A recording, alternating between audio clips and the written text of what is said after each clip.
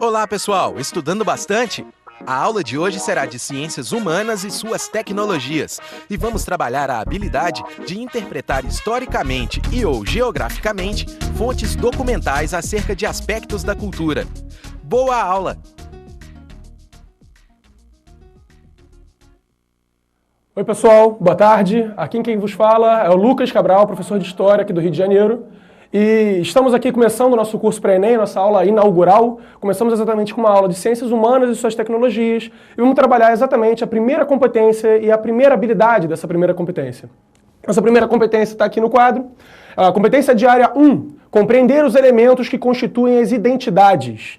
Bom, esses elementos que constituem as identidades são um ponto interessante para a gente começar trabalhando exatamente por conta do fato de identidade ser um dos pontos mais estudados atualmente e exatamente um ponto muito querido pelo Enem. Um exemplo disso é que dentro dessa nossa primeira competência nós temos duas das habilidades mais trabalhadas em todas as ciências humanas, sendo que uma delas exatamente é essa nossa de hoje, a habilidade número 1. É a habilidade mais trabalhada, na verdade, desde 98 até hoje, né, no Enem, acabou sendo, dentro de ciências humanas, acabou sendo exatamente a habilidade número 1, a que nós vamos trabalhar aqui hoje. A questão da identidade é um ponto particularmente interessante para mim, é uma das áreas que eu acabei estudando e que eu gosto bastante, pelo fato de você entender como as pessoas se veem. A questão da identidade é essa. E um ponto, né, exatamente fundamental com relação a isso, que talvez não venha à mente logo no primeiro momento, é a ideia de que assim como você possui uma identidade individual, por exemplo, eu me chamo Lucas, você também tem suas identidades coletivas, que contribuem na sua identidade individual. As coisas acabam se tocando a todo momento, esse é um dos pontos interessantes, exatamente, das ciências humanas. O que acontece é que eu sou o Lucas e tenho os meus gostos a partir dos grupos nos quais eu me encaixo. Um exemplo claro disso é que, justamente, como eu falei, eu sou o Lucas, mas ao mesmo tempo que eu sou o Lucas, eu sou brasileiro, eu sou homem, eu sou carioca, eu sou flamenguista. Então eu tenho uma infinidade de características, de identidades coletivas, nas quais eu pertenço, né? Às quais eu pertenço. E isso ajuda a me formar exatamente como um próprio indivíduo. Isso é um ponto interessante porque a gente vai trabalhar as 5 habilidades, né, ao longo das nossas próximas aulas de Ciências Humanas, vamos trabalhar as 5 habilidades que compõem, né, essa competência número 1, para a gente entendendo como essas identidades vão sendo construídas, exatamente. Então, o que significa, né, o que significaria exatamente você ser brasileiro ou você pertencer a determinado grupo? E a partir daí você ser quem você é. Essa nossa primeira competência, como eu falei, é uma competência bastante importante e acho que é sempre válido termos uma explicação, né, um pouco geral, do que seriam as competências e do que seriam as habilidades. A prova do Enem, como vocês já bem sabem, é uma prova um pouco diferente dos modelos mais antigos de vestibular e você entender exatamente o que ele está te pedindo é uma questão sempre fundamental. A partir disso, vamos para a nossa aula de hoje, nossa habilidade de número 1, interpretar historicamente e/ou geograficamente fontes documentais acerca de aspectos da cultura. Primeiro ponto importante que eu gostaria de marcar com vocês é a ideia de fontes. O que seriam fontes, na verdade? As fontes vão acabar sendo, né, uma questão interessante para a gente chamar a atenção, porque as fontes são um material fundamental de estudo, de pesquisa de um historiador ou de um geógrafo. O que seria uma fonte? Uma fonte é aquilo que te traz, né, exatamente, que te dá exatamente uma questão que vai acabar trabalhando, a ideia de onde você pode trabalhar ou o que você não pode trabalhar. Uma fonte é um documento de época ou um documento específico daquele assunto com o qual você está estudando, com o qual você está trabalhando. Por exemplo, uma fonte você pode trabalhar uma carta ou uma lei expedida em 1600 e qualquer coisa. Isso é uma fonte de época, sem problemas, sem dúvida alguma. Além disso, né, dessa questão das fontes, as fontes são divididas em 2 pontos diferentes. As fontes podem ser consideradas materiais ou imateriais. E o que significaria isso? Fontes materiais são aquelas fontes que você consegue tocar, que elas têm materialidade, são fontes reais. Então você consegue encostar, é um papel, é alguma coisa do tipo. Além disso, você tem as fontes imateriais. Primeiramente, apenas para a gente exemplificar, o que seria uma fonte material? A fonte material acabaria sendo, como eu falei, uma lei, um documento, uma carta, qualquer coisa desse tipo. Agora, por outro lado, uma fonte material pode parecer um pouco mais difícil de você entender exatamente o que é. Uma fonte material, por outro lado, é a ideia exatamente de você acabar tendo uma fonte, algo que vai servir para você estudar aquela época, mas que você não consegue tocar. Um exemplo disso, uma dança, uma música, uma festa, qualquer coisa do tipo. E tudo pode ser usado como fonte, Lucas? Tudo, absolutamente tudo. Então esse vídeo que estamos gravando aqui nesse momento pode ser usado como uma fonte para que as pessoas daqui a 100 anos entendam mais ou menos como as pessoas se preparavam exatamente para o Enem, a prova mais importante do Brasil aqui em 2013. Assim como a gente poderia usar uma fotografia de época como uma fonte, uma pintura, uma escultura, como qualquer coisa do tipo. Até coisas da sua vida, no dia a dia, você pode usar como fonte. Um vídeo de você, criança, por exemplo, brincando com seu irmão, dando peteleco na orelha dele, é uma fonte exatamente daquela época. Uma fonte de como vocês brincavam, ou de como você era chato como irmão quando era criança, qualquer coisa do tipo. Então temos sempre essas fontes e a ideia de que você pode trabalhar com elas para entender exatamente como as pessoas daquela época viviam. É assim que nós, historiadores, acabamos entendendo as épocas passadas, a partir das suas fontes. Sejam vestígios arqueológicos, como pedaços de cerâmica ou qualquer coisa do tipo, ou vestígios um pouco mais fáceis de serem trabalhados, como, por exemplo, uma lei ou um relato histórico, qualquer coisa do tipo. Ok? Entendida a nossa competência e a nossa habilidade, vamos entrar num exemplo exatamente para a gente compreender na prática como o Enem pode trabalhar essa ideia da nossa habilidade de número 1. O Enem pode trabalhar essa habilidade, por exemplo, através da aula, nossa aula símbolo aqui da aula de hoje, vai ser o Renascimento. Vamos entender o Renascimento, fenômeno ali que ocorre entre os séculos 13 e 16. Por que o Renascimento foi escolhido exatamente para isso? O motivo é simples. O trabalho do Renascimento se dá muito em cima de obras de arte, e obras de arte como pinturas, esculturas e coisas do gênero, que vão exatamente retratar como as pessoas daquele período, entre os séculos 13 e 16, vão acabar vendo a sua própria forma de vida. Tudo que acontece hoje em dia representa, retrata uma forma como nós encaramos a nossa vida. Então a arte do ano de 2013 é uma arte específica, que se você usasse ela no ano de 1950, ela não faria o menor sentido. Assim como se você usasse uma obra de arte do século XIX, do 1800, agora, em 2013, também seria algo ultrapassado, não faria o menor sentido. Então vamos trabalhar exatamente com as formas como as pessoas viam o seu mundo, encaravam o seu mundo naquela época. E vamos entender um pouco exatamente sobre essa passagem da chamada Idade Média para a Idade Moderna, exatamente através das obras de arte do período, ok? Então começamos aí entendendo os antecedentes. A aula de história é sempre mais ou menos a mesma coisa, a gente começa ali com os antecedentes, coisas que levaram a esse fenômeno. Então, o primeiro dos nossos antecedentes é o chamado desenvolvimento comercial. E aqui é o seguinte, para você não cair de paraquedas nesse assunto e não tem a menor ideia do que se passava antes, a gente faz um certo panorama, uma visão mais ou menos do que estava rolando até aquele momento. E aí é o seguinte, o desenvolvimento comercial aqui, nesse período exatamente que estamos trabalhando, dos séculos 13 ao 16, está se dando por quê? Porque no período anterior ele não era desenvolvido.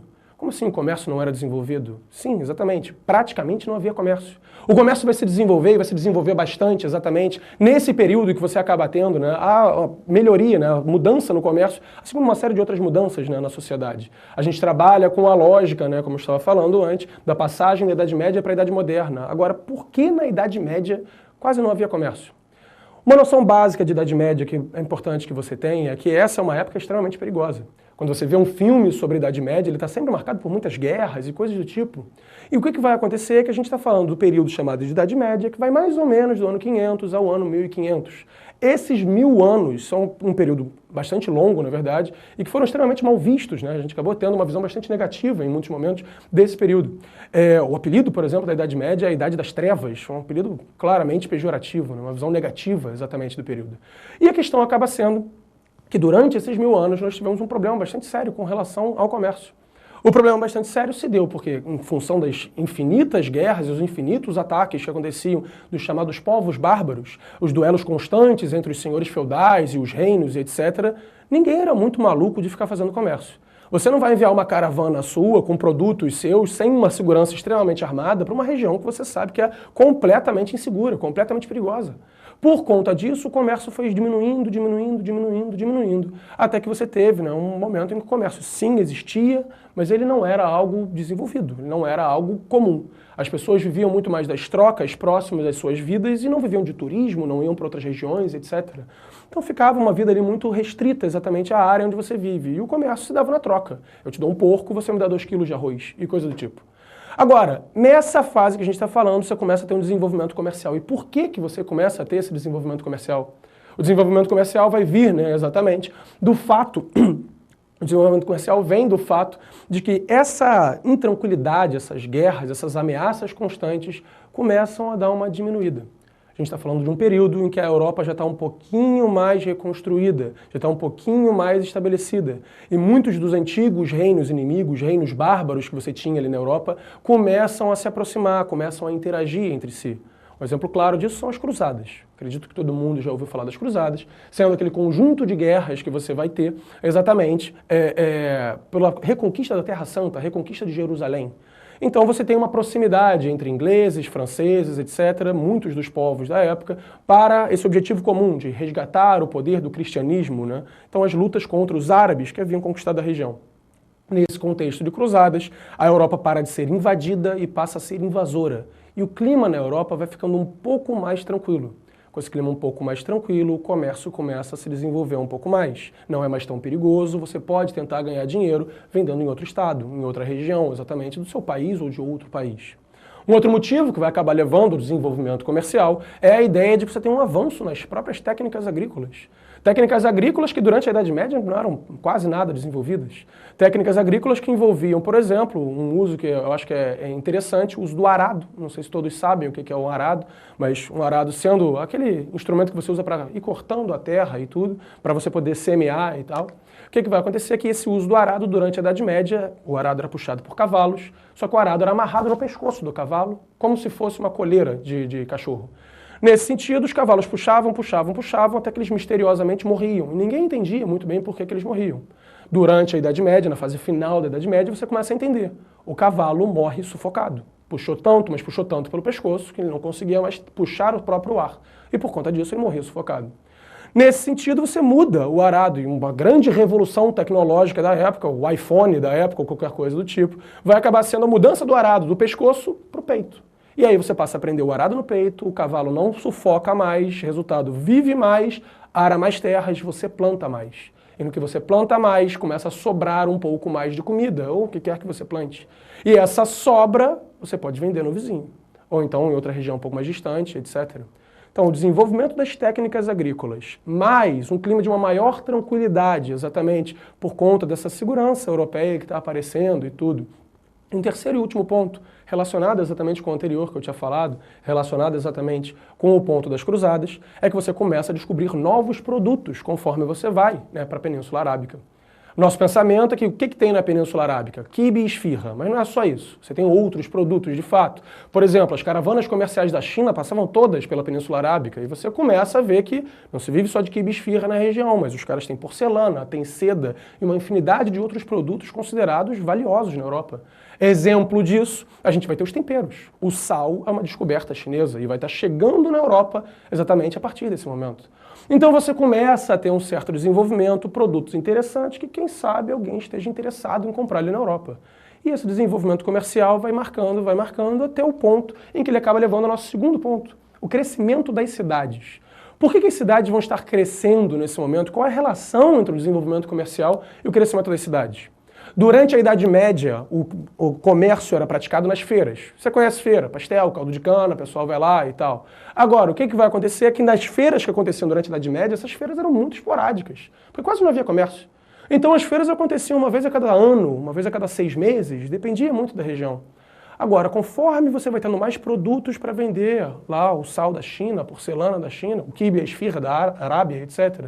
E conforme você vai tendo mais produtos seus próprios para vender, eu produzo mais batata, mais arroz, mais coisas do tipo agora, o que acontece é que essas feiras vão se tornando mais constantes. E ao invés de acontecerem uma vez a cada 6 meses, acontece uma vez a cada mês, depois uma vez por semana, depois 2, 3, e aí você tem a segunda-feira da semana, a terceira-feira da semana, a quarta-feira, a quinta-feira, a sexta-feira, e a feira começa a acontecer todo dia. Uma feira que acontece todo dia não arma e desarma mais barraca. Uma feira que acontece todo dia transforma uma barraca numa loja. E esse conjunto de lojas vendendo produtos ali dão origem ao que a gente chama de mercado. Os mercados estão nascendo. E eles começam a nascer a partir do desenvolvimento comercial. Agora, se o mercado nasceu naquela região, o que você acha? O mercador ou o comerciante vai viver muito longe dali? Não faria sentido isso. Ele vai e monta a sua loja e logo atrás a sua própria casa.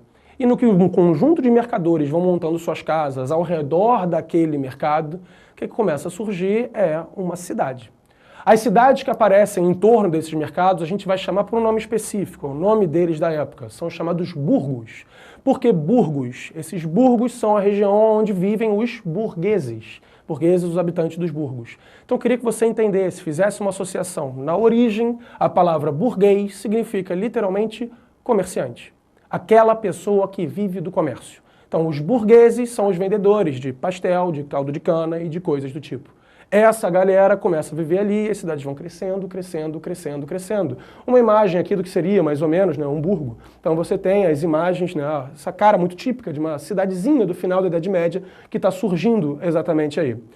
Bom, mas como além disso, né, além dessas questões, você acaba tendo, né, o surgimento do Renascimento? Qual a relação, na verdade, que esse burgo, né, esse desenvolvimento das cidades e o desenvolvimento comercial vai acabar levando para o surgimento do Renascimento? Se você pensar comigo, a gente está falando que a Idade Média era uma época feudal, uma época mais agrária e não urbana. As pessoas não viviam em cidade, viviam muito no campo. Existiam muito menos pessoas no mundo do que existem hoje em dia. Digamos que você teve uma ideia genial, você teve uma ideia brilhante e acha que aquilo vai mudar completamente o mundo. Por essa sua ideia genial, você imagina aí que pode muitas coisas serem transformadas na visão propriamente das pessoas no mundo. Durante a Idade Média, as pessoas têm a visão que a gente chama de teocêntrica. O que seria isso? Vai pelo nome, Teo, Deus, Deus no centro. Então a visão teocêntrica é tudo é justificado por Deus. Era assim, eu caí no chão porque vontade divina. Fulaninho morreu porque vontade divina. Tudo era explicado a partir disso. Essa era a Idade Média. Digamos que você teve uma ideia de que não, talvez não seja assim. Talvez Deus tenha nos dotado, seres humanos, da capacidade de entendermos, né, e compreendermos, fazermos a nossa própria interpretação do mundo. Você teve essa ideia brilhante no século XI, digamos. Deus te deu essa capacidade porque essa é a função que Ele espera de você, que você consiga entender o mundo criado por Ele. Então, digamos, você pensou isso no século XI.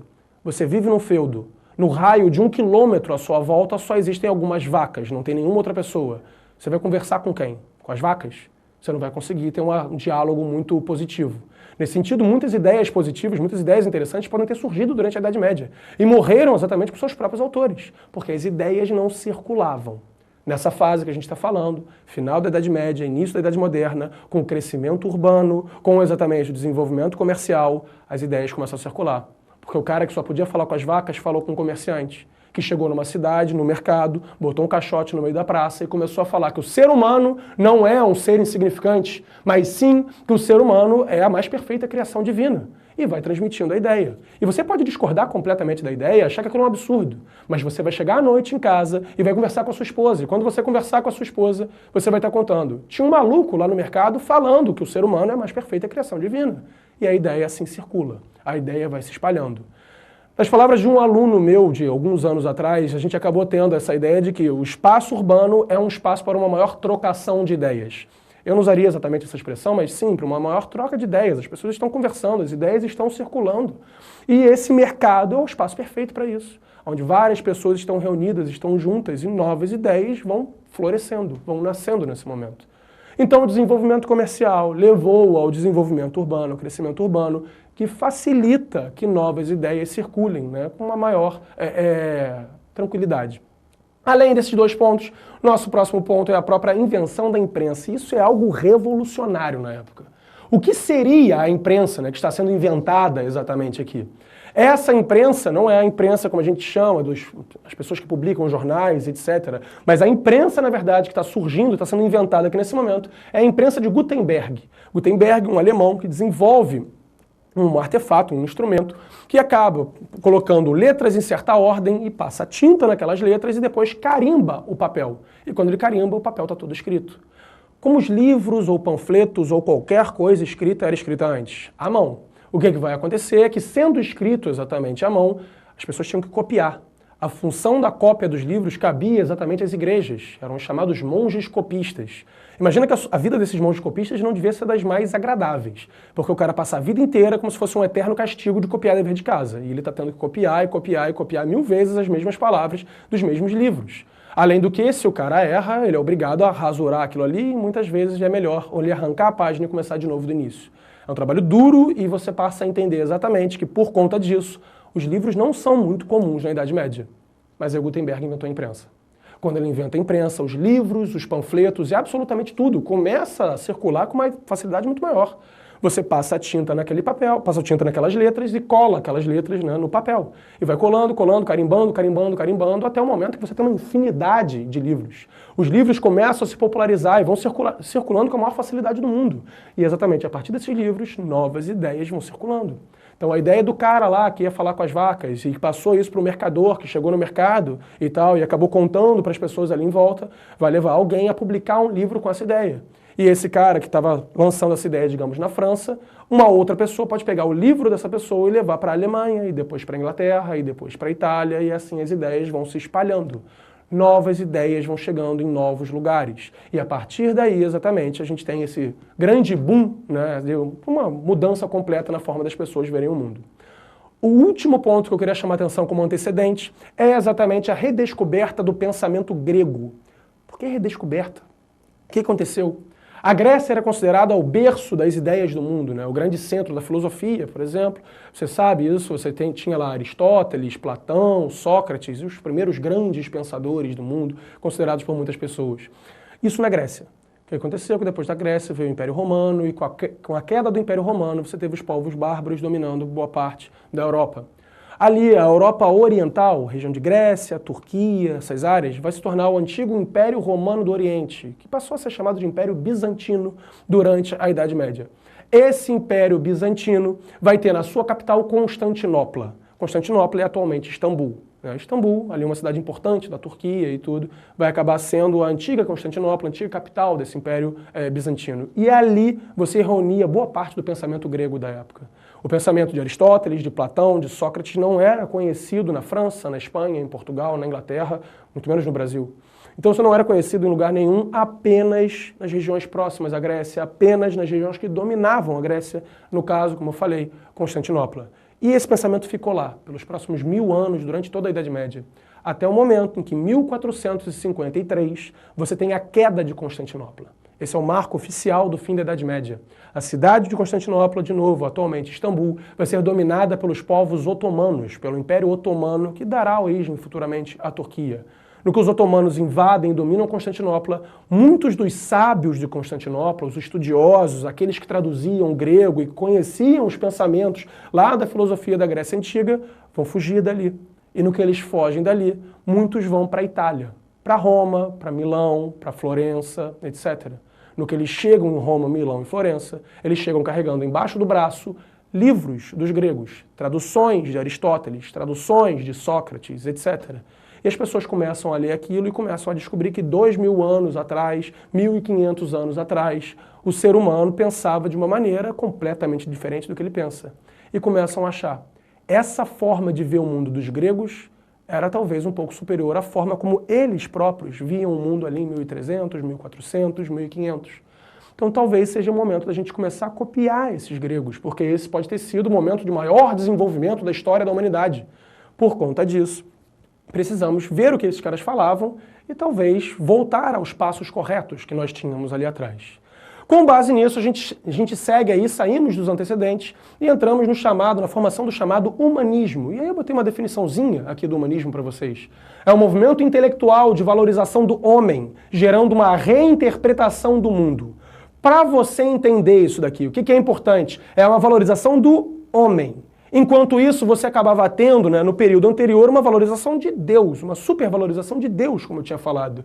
Então você acaba tendo, né, a visão de que o homem, na verdade, é a mais perfeita criação divina. Afinal de contas, o homem foi feito à imagem e semelhança de Deus. E exatamente por conta disso, esse ser humano é um ser especial. No que você começa a valorizar o homem é não mais achar que o homem é insignificante, como se pensava na Idade Média.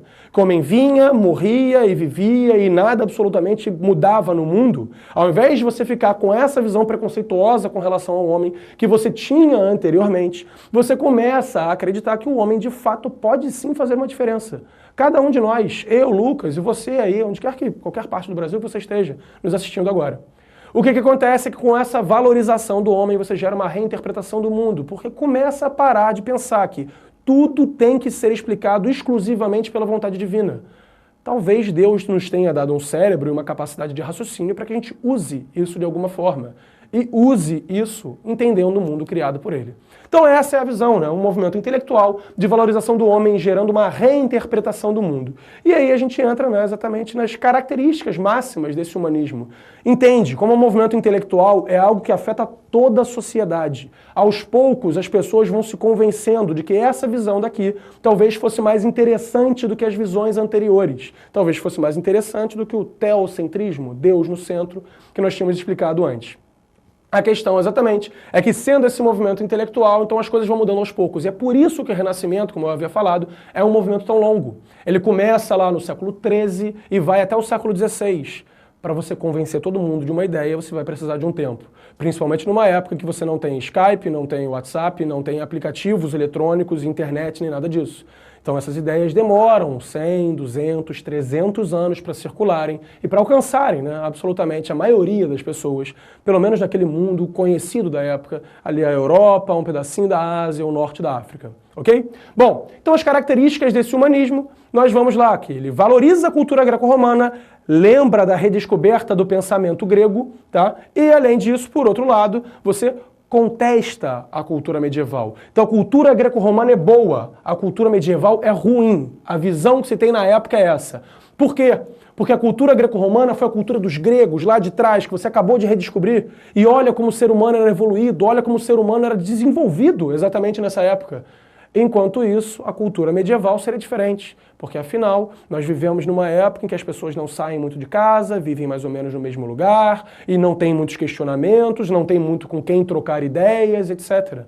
Então o humanismo é um movimento que vai ver a Idade Média como algo extremamente negativo, e a Idade Antiga como a época de ouro da humanidade e tudo, que deve ser resgatada exatamente por conta disso. Ok? Se sempre faz essa contraposição. Como as duas visões são muito diferentes, como a Idade Antiga é uma, claramente definida, e a Idade Medieval é uma idade outra completamente também bem definida, são bem diferentes uma da outra, normalmente quem valoriza uma critica a outra, e assim por diante. Bom, tem alguma pergunta aí, gente? Pra gente trazer pra cá? Até o momento chegou alguém? Ok, vamos lá.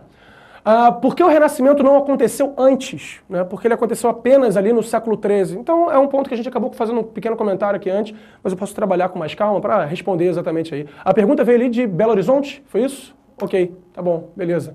Então tá certo. Aí, legal, pessoal de Belo Horizonte estando participando aqui, né, com a gente, e a gente acaba respondendo a dúvida aqui do pessoal.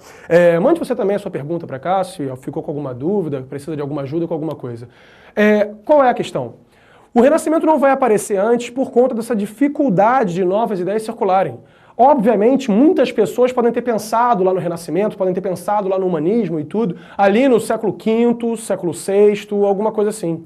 Mas tinham dificuldade de divulgar essa ideia. Você não tinha imprensa, você não tinha cidades, você não tinha praticamente nada para onde levar essas ideias adiante. Então ficava, né, muito complicado. Você tinha a ideia e só quem ia saber da sua ideia eram seus amigos e sua família. E ela morria ali com você. É muito diferente de um mundo mais globalizado, mais integrado, como a gente vai acabar tendo hoje em dia, e como mesmo nessa época, na passagem para a Idade Moderna, você já começava a ter uma coisa ou outra. Bom? Então vamos lá. O humanismo, então, é esse movimento intelectual. Legal, mas o nosso foco aqui não está exatamente no humanismo, está sim no Renascimento. Qual a diferença, Lucas? O que tem de diferente do Renascimento para o humanismo? Aí vem lá a definiçãozinha do Renascimento, assim como eu fiz com o humanismo, para você entender. O Renascimento é a expressão artística do humanismo. E aqui é um negócio que eu queria frisar legal para você entender, tá? Qual é a questão?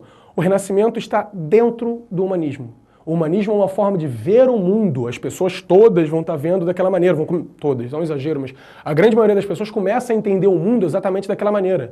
Enquanto isso, no Renascimento, por outro lado, ele é o humanismo nas artes. Então, entende o seguinte, todo renascentista é humanista, mas nem todo humanista é renascentista.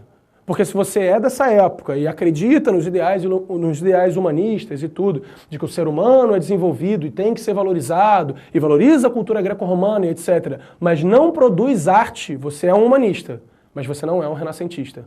Ok? Então o renascentista é aquele, são os pintores, são os desenhistas, são os escultores, etc, etc. Mas os humanistas podem ser, digamos, pessoas que trabalham com política ou com qualquer outra área diferente. Bom, então o Renascimento acaba sendo isso e temos aí algumas das principais figuras do Renascimento, né? Alguns dos principais nomes que nós vamos ter. O primeiro deles ali, Michelangelo Buonarroti, né? Talvez o grande nome, ou sem dúvida um dos 4 grandes, os 4 que eu acabei colocando aqui. Michelangelo vai ser um mestre não só na pintura, como também na escultura. Bom, o segundo que a gente acaba tendo aqui é Leonardo da Vinci, né? Leonardo da Vinci, você também conhece bem aí a figura do Leonardo da Vinci.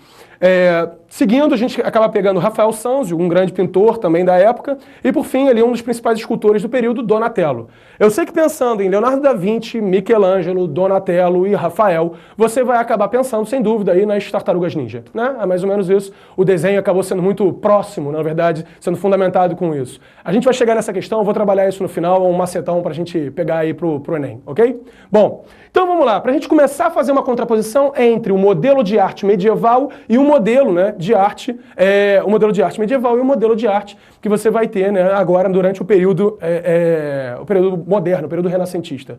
Modelos completamente diferentes e vamos começar a exercitar a nossa habilidade. Fizemos a introdução ao tema e agora a gente começa a ver propriamente a habilidade para trabalhar com as fontes propriamente ali do período.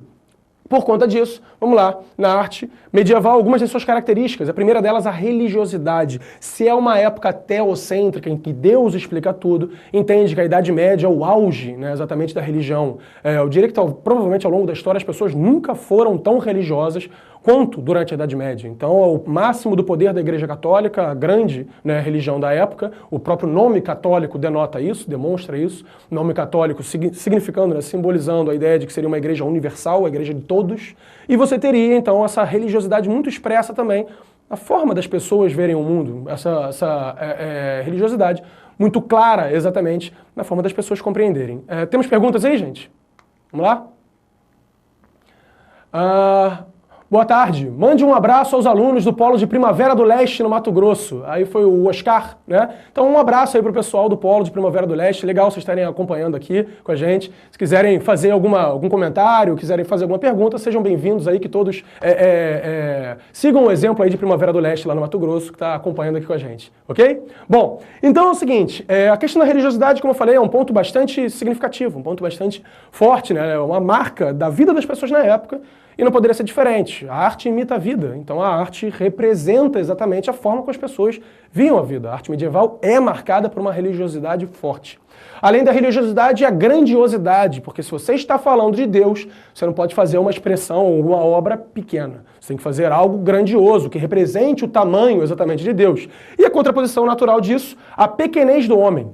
A visão muito clara da Idade Média é como você, ser humano, é absolutamente insignificante se comparado com Deus. Porque Deus é a obra-prima, Deus é o ser supremo e exatamente o ser humano é apenas uma das suas várias criações e não vai mudar absolutamente nada no mundo. Essa é a visão medieval. O ser humano como completamente insignificante, incapaz de mudar qualquer coisa. O único capaz de mudar alguma coisa no andamento do universo seria Deus. O ser humano vem e vai sem absolutamente influir de forma alguma.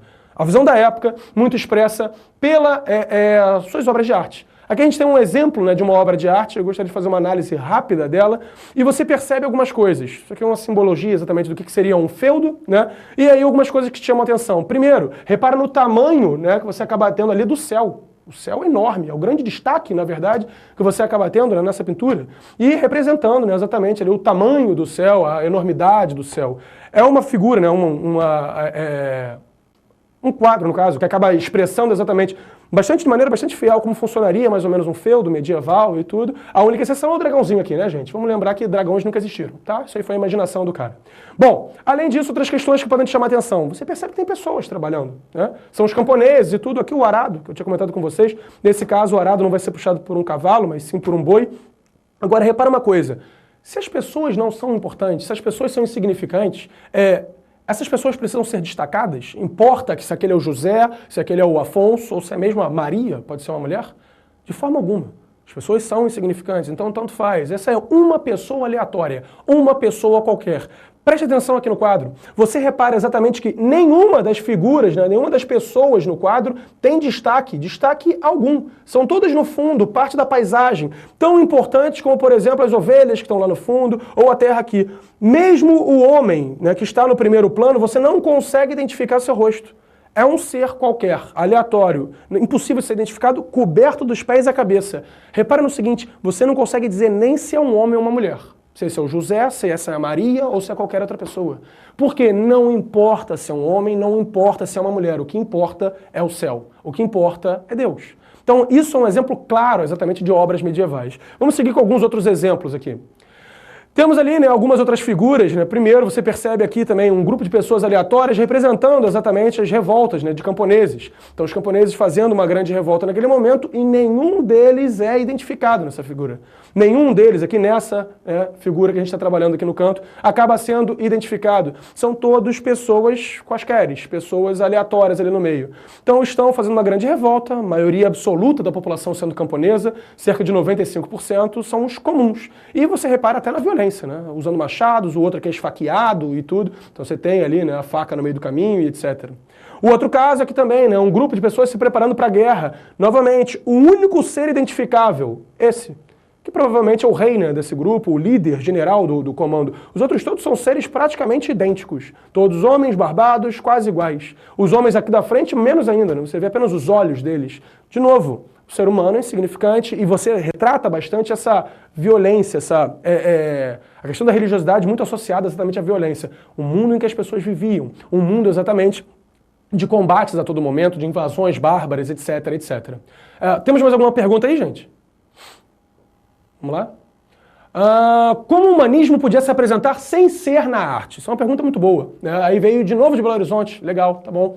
Então é o seguinte, como é que o humanismo se apresenta, né, sem ser na arte, de alguma outra forma? A gente pode entender o humanismo. Um exemplo eu tinha acabado citando antes, o humanismo você pode entender muito isso a partir, por exemplo, né, da ideia da política. Então as pessoas que trabalhavam com política, que viam o mundo com aquela visão de que o ser humano é superior e tudo, são humanistas, mas não são renascentistas. Outro exemplo, um renascentista vai ser um pintor, um escultor, um teatrólogo. Shakespeare é considerado um renascentista, etc. Mas, por outro lado, você vai ter a população local da época. O senhor feudal pode concordar com essa visão, mas ele não vai ser um renascentista exatamente por conta disso. Concorda com a visão que o ser humano é desenvolvido, que o ser humano é melhor, que o ser humano é superior e tudo. O ser humano é a mais perfeita criação de Deus, novamente, mas esse, no caso, essa visão aí de que, apesar de concordar com o humanismo e tudo, esse cara não vai ser um renascentista, porque ele não produz forma alguma de obra de arte. Ele é um humanista, mas não é um renascentista. Ok, Belo Horizonte? Respondido aí? Então vamos lá, seguindo. Outro exemplo que a gente acaba tendo, isso aqui é muito interessante. Primeiro, Lucas, você falou que você não conseguia identificar o rosto das pessoas, mas nesse quadro daqui eu consigo identificar os rostos. As pessoas são claramente diferentes umas das outras. Por quê? Repare nisso aqui, ó, a auréola em volta da cabeça. São pessoas quaisqueres? Não são. São figuras religiosas, exatamente. São santos, são os apóstolos. Então você acaba tendo, né, a visão dessas figuras. E esses sim você identifica. E você identifica porque, como eu falei, é a marca da religiosidade. Esses homens importaram. Você e os outros da sua época não importam. Então, a gente não precisa destacar as pessoas, né, da época, desse momento que se vive, do 1400, do 1500, mas sim as figuras religiosas lá de trás. Tá? O quadro do lado também é interessante, porque ele representa a educação, como é que você tinha esse quadro daqui, né? Acaba representando aí a educação que você tinha. E você repara em quem é o professor. O professor é um padre. A educação se dava dentro dos mosteiros, e as crianças sendo educadas são os filhos da nobreza, obviamente. Você não vai imaginar que os camponeses vão receber uma educação por parte do clero nessa época.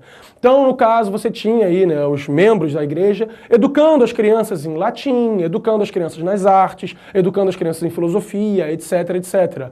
Mas, no caso, os filhos dos camponeses, a maioria absoluta da população, não recebiam qualquer forma de educação.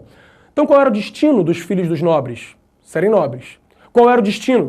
Porque seguiam toda a questão cultural, etc., e iam herdar aquelas terras, aqueles castelos, etc., etc. Qual era o destino dos filhos dos camponeses? Serem camponeses. Não havia ascensão social. Não havia possibilidade de você nascer num grupo e terminar a vida em outro. Não havia como você melhorar de vida. E você ia nascer e morrer na mesma família e, portanto, na mesma posição. O ponto com relação aos camponeses interessante é o seguinte: qual é a educação, então, que os camponeses recebem? Para continuar com a educação, né? Continuar com os trabalhos da família. Se o seu pai é sapateiro, você também será sapateiro. Se seu pai é pescador, você também será pescador. E assim por diante. O ponto interessante, uma curiosidade legal com relação a isso, é o surgimento dos sobrenomes. Isso é um ponto interessante porque o Enem gosta muito desses aspectos culturais. O foco dele nunca foi a política, sempre foi a cultura. Então como é que os sobrenomes surgem? Dentro das vilas, a população era muito pequena, as pessoas se conheciam apenas pelo nome. Eu sou o Lucas, ponto. Não preciso de sobrenome, porque eu sou o único Lucas daquela vila. Você vai acabar tendo também uma outra visão, de que, por exemplo, se tinha aí, né, a ideia de que, eu sou o Lucas, o único Lucas da vila, sou amigo do Pedro, que é amigo do André, e assim por diante. Agora, com o tempo, as pessoas vão migrando de uma região para outra, vai tendo mais gente, mais gente, mais gente, vão tendo mais filhos, e a população vai crescendo. E aí eu já não sou mais o único Lucas. Agora eu sou o Lucas, que é o pescador da vila. E aí eu acabo recebendo, se eu viver, por exemplo, na Alemanha, o sobrenome do meu trabalho. Eu sou o Lucas, o pescador. Ou em alemão, Lucas Fischer. Ou então eu sou o Lucas, o sapateiro. E aí eu acabo recebendo o nome, de novo em alemão, da minha função, Lucas Schumacher. E assim por diante. Você vai receber o nome em função, seu sobrenome em função da sua profissão, ou em função de alguma coisa que você trabalha, ou alguma coisa que a sua família tem alguma relação. Por exemplo, no meu caso, Lucas Cabral, relacionado às cabras, como cordeiro, relacionado a cordeiros, e etc. Então os nomes vão surgindo a partir disso daí, né? Muitos nomes vão aparecendo por conta da educação, da passagem aí da Idade Média, finalzinho da Idade Média, e a entrada na Idade Moderna. Ok? Bom, seguindo com as nossas obras, vamos entender agora um pouquinho da arquitetura medieval, né? O que a gente pode falar, outra coisa que a gente pode perceber. Eu quero marcar muito isso para chamar a atenção da diferença da arte medieval para a arte, né, exatamente renascentista. São coisas completamente diferentes. E conforme você vai vendo isso, seja num quadro, seja numa escultura, seja numa arquitetura, eu quero que você entenda, isso é medieval, isso é renascentista. O Enem, nessa habilidade, vai trabalhar exatamente com imagens, ou pode trabalhar com imagens ou textos, qualquer coisa do tipo. E é bom que você saiba, ao olhar aquela imagem, saber essa imagem pertence a determinada época, a outra imagem pertence a outra época. Então vamos lá na imagem, né, a arquitetura, obviamente também teria que ser relacionada à religião. Estamos falando de igrejas. Eu sei, parece uma fortaleza, mas essa aqui é a Sé, a principal igreja de Lisboa. Essa é a visão dela do lado de fora e a visão dela do lado de dentro, né, exatamente. Elas são muito fechadas, são muito construídas assim, completamente abafadas em certo aspecto. Exatamente, né? Pela ideia de que essas igrejas acabam servindo em certos momentos de invasão, lembremos que é uma época perigosa, como um ponto de defesa da cidade. Os soldados entravam todos dentro da igreja e faziam a defesa da cidade a partir da igreja. Então essa cara de fortaleza é de uma igreja. Isso é uma igreja típica do século X, XI, XII, o que se chama de arquitetura românica. Então, específica da Idade Média. E o lado de dentro dela acho que chama ainda mais atenção. Primeiro você percebe como ela é escura, é algo muito grande, né? Você tem a iluminação apenas por parte do sol, não havia eletricidade na época. E mais do que isso, você percebe o tamanho. É algo que impressiona ao você entrar. Você entra e repara como a igreja é enorme. E por que a igreja tem que ser enorme, tem que ser o maior prédio exatamente da cidade? Porque ela é a casa de Deus. Então Deus, por ser enorme, tem um prédio enorme. O que acontece é que você, entrando como homem ali, repara, 1, a religiosidade, 2, a grandiosidade de Deus e 3, a sua pequenez. Como você, ser humano, é pequeno, é ínfimo, é desimportante. Não serve, não altera absolutamente nada no mundo. Você é muito pequeno e essa igreja é construída em certo aspecto de maneira tão grande assim, até para justamente te deixar intimidado, causar um certo constrangimento, né? Então você entra, olha aquilo e fala, nossa, eu sou incapaz de mudar qualquer coisa, porque Deus, que é desse tamanho todo, que vai fazer o trabalho todo sozinho. Ok? Isso é uma catedral, como eu falei, românica, ali do meados da Idade Média. No final da Idade Média, a arquitetura muda um pouquinho, mas segue mais ou menos a mesma linha. Esse aqui é o Duomo de Milão, é a principal igreja que você vai ter na cidade de Milão, a vista dele pelo lado de fora e a vista dele pelo lado de dentro de novo. Primeiro, pelo lado de fora, mantém a grandiosidade, mantém ali a ideia da religiosidade, é o maior prédio da cidade é a igreja, mantém a ideia do homem como sendo muito pequeno. Mas é diferente, né, um pouco a arquitetura. Aquela cara de fortaleza sumiu. E por que sumiu? Porque isso aqui já é arquitetura gótica. A arquitetura gótica é do final da Idade Média, estamos falando de séculos XIV, XV, já chegando nessa época exatamente do Renascimento que a gente está falando aqui hoje. Sendo isso, é uma época mais tranquila, com menos guerras, a igreja não precisa também ser uma fortaleza. Agora, a característica máxima, eu diria, da arquitetura gótica é o que a gente vai chamar de pináculo. São esses pontos aqui.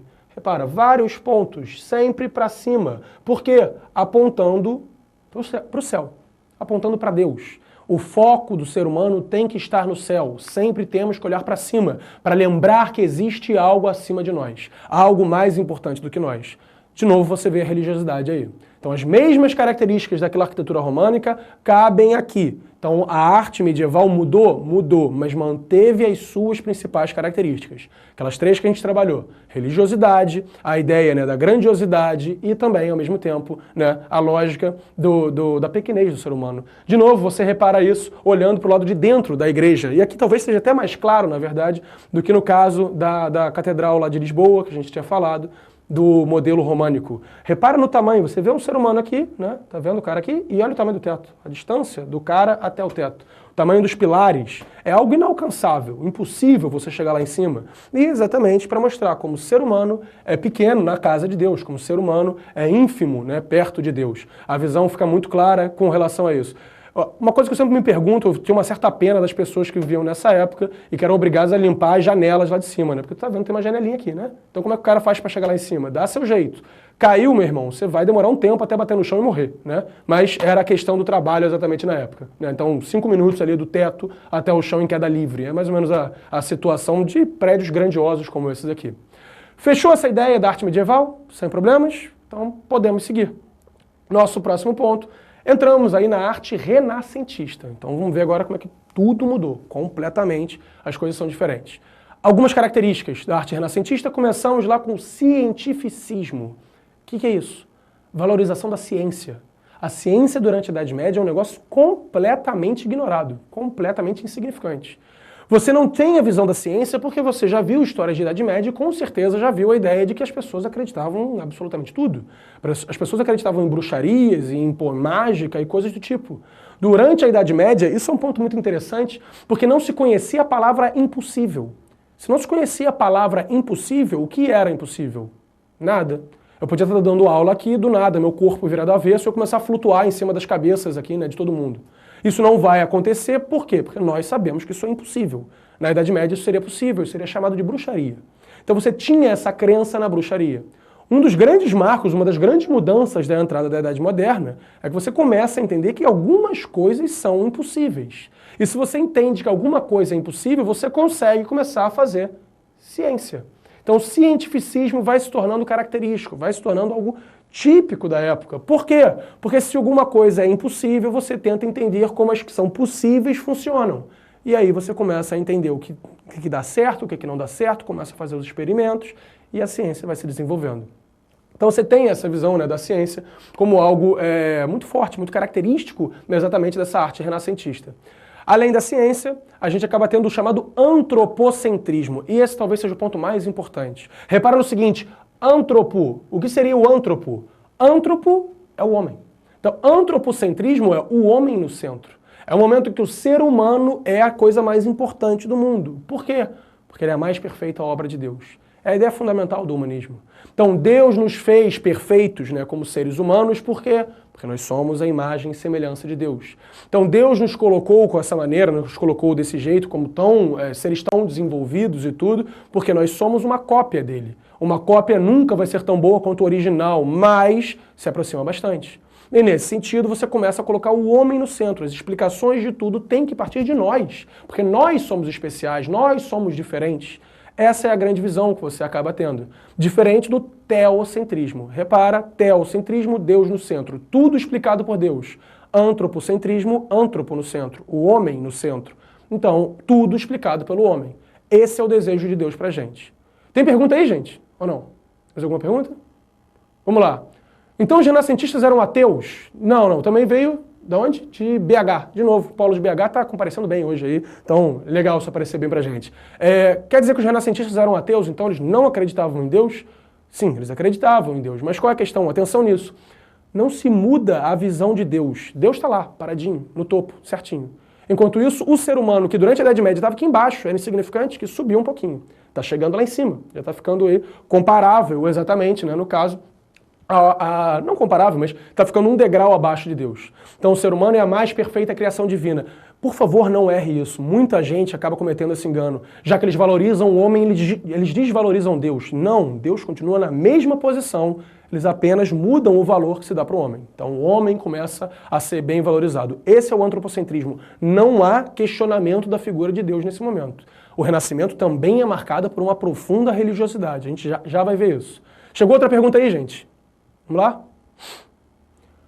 lá? Vamos lá, isso aí veio do Erivan Zanelato Carvalho, de Eireli. Eireli, é isso? Então, vamos lá. Podemos nos considerar em uma era renascentista ou humanista? Na verdade é o seguinte, nós somos herdeiros desse ideal. Entende isso? Vou voltar nessa questão.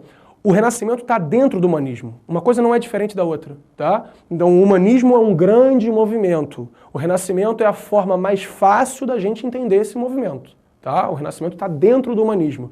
E nós somos herdeiros disso. A partir do humanismo, a partir dessa valorização do ser humano, você nunca parou de valorizar o ser humano.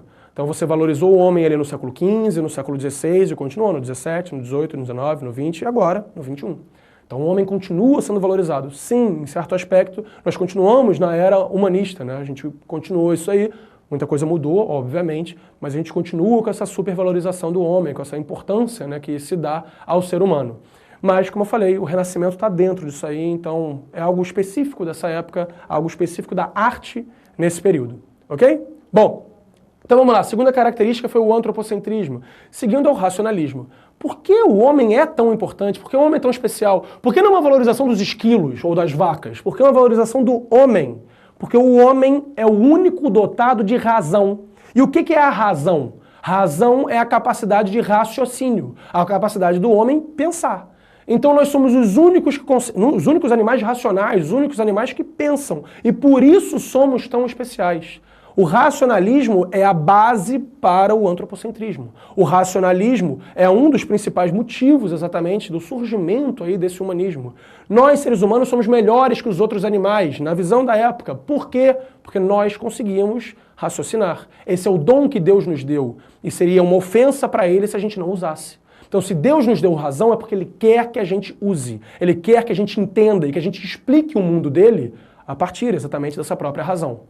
Bom, isso a gente percebe que é um negócio que não mudou, né? Aproveitando até a pergunta lá que veio de Eireli antes, a gente tem essa visão, né, de que você teve, por exemplo, durante aqui os séculos XV, séculos XVI e tudo, a lógica, né, de que o ser humano começa a ser valorizado e tudo. Você percebe como é que isso está presente até hoje. Quando você quer dizer que alguém está certo, o que você diz? Fulaninho tem razão. Ou seja, o pensamento de fulaninho está certo. É um pensamento racional, logo está certo. A gente passa a considerar aquilo que tem razão como certo e aquilo que não tem razão, aquilo irracional, como errado. A visão que começa a ser criada aqui no humanismo, né? O ser humano é especial porque ele é o único ser que consegue fazer isso. Bom, a terceira característica é o racionalismo e a quarta a gente entra no individualismo. Atenção a uma coisa, o individualismo não é necessariamente alguma coisa ruim. A gente está muito acostumado a falar, pô, fulaninho é uma pessoa individualista, só pensa em si. Mas não necessariamente quer dizer que é alguma coisa ruim. O que significa o individualismo nesse momento? A visão lá da Idade Média que você tinha era o que a gente chama de coletivista.